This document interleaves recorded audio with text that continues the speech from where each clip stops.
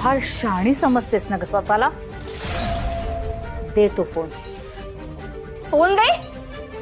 Phone दे, नाही तर सोडणार नाही तुला मी. मला फोन दे.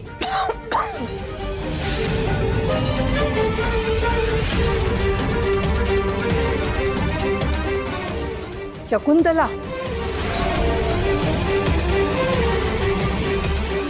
अगं कसला आरडाओरडा चाललाय? आजी आजी आजी काही नाही, मी सांगते.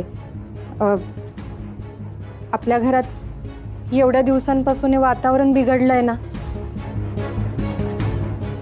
आता काल मी एवढ्या प्रेमाने सगळ्यांसाठी स्वयंपाक केला, पण काय झालं बघितलं ना. या सगळ्यात तर मी होरपळते. ते ठीक आहे माझं, मी सगळं सहन करेन, पण मला छळण्याच्या नादात नकळत श्रेयस पण छळला जातोय ना.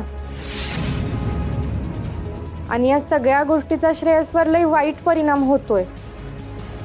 हो, हे खरं आहे. त्यामुळे आत्यांना काय हे आता सगळं सहन होत नाहीये. म्हणून त्यांनी एक लई भारी आयडिया काढली. आयडिया काय? ते काय आहे ना,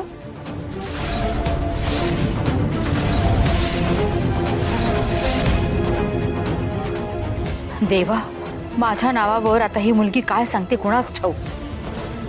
म्हणजे त्या म्हणल्या की आज संध्याकाळी आपण पावभाजीचा बेत करू.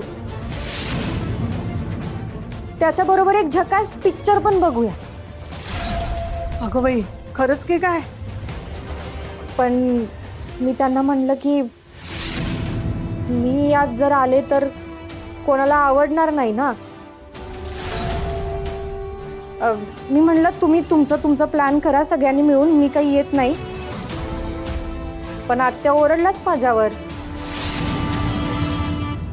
त्या म्हणल्या की तुझ्यावर रागवलं होतो मी, पण आता पोलिसांनीच तुला निर्दोष सिद्ध केलंय म्हटल्यावर तुला संशयित ठरवणारे आम्ही कोण?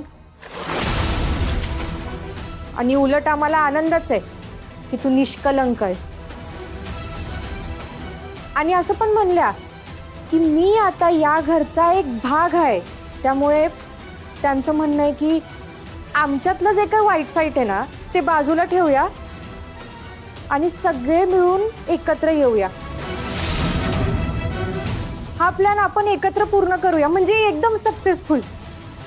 आत्या